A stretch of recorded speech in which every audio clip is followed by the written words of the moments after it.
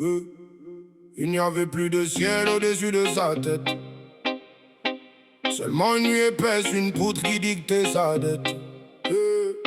Voici ce qui reste d'un homme sans nom ni racine, avalé vivant parce qu'il prenait pour des racines. Il a cherché la lumière au fond du gouffre, mais le gouffre l'a mangé tout entier.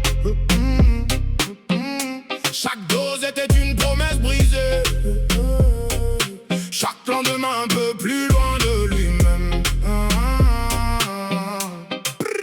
Tout a commencé par un geste trop simple et trop chaud, une main tendue dans une pièce où l'air manquait déjà. La première fois le monde a explosé de couleurs vives. Il a cru que la vie revenait enfin intacte et naïve. Puis les jours se sont mis à saigner goutte après goutte. Le travail a glissé, les amis ont reculé sans doute. Il mentait déjà sans même sentir le mensonge monter. Le silence des siens devenait plus sourd que le béton armé. L'argent a fondu comme neige sous un soleil trop fort. Les dettes ont appris son adresse, son nom, son sort. Il a vendu ce qu'il avait de plus rare et de plus vrai, jusqu'à n'offrir plus que son ombre et le vide qui restait. Il a cherché la lumière au fond du gouffre, mais le gouffre l'a mangé tout entier.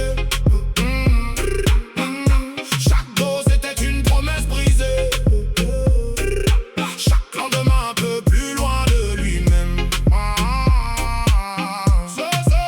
Son corps a commencé à parler une langue inconnue. Les mains tremblaient avant même que le jour soit venu. Dans le miroir un inconnu le fixait sans pitié ni doute. Un visage creusé par des nuits qui n'avaient plus de route. Les souvenirs d'avant sont devenus des spectres froids. Les rires d'autrefois sonnaient faux, lointains, absurdes et pâles. Il marchait dans la ville comme un mort en sursis permanent, et personne ne voyait vraiment l'homme qui passait lentement. Il a tenté de s'arrêter une fois puis encore une fois. Le manque était plus fort que toutes les prières et les lois. La peur lui a mordu la gorge jusqu'à faire jaillir le sang, et la solitude a pesé plus lourd que le béton du temps. Il a cherché la lumière au fond du gouffre, mais le gouffre l'a mangé tout entier. Chaque dose était une promesse brisée, chaque lendemain un peu plus loin de lui-même. Les hôpitaux ont connu son silence et ses regards vides.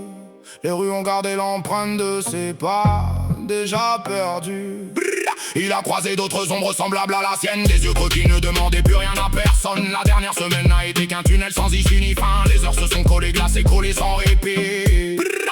Plus de place pour le doute, plus d'espace pour l'espoir. Seulement le poids d'un choix déjà gravé dans sa chair noire. Un matin le silence a pesé plus lourd que d'habitude. La chambre est restée fermée, la lumière éteinte pour l'éternité. On a trouvé ce qui restait de lui, froid et abandonné. Et le monde a continué sa course parfaitement indifférent. Il a cherché la lumière au fond du gouffre,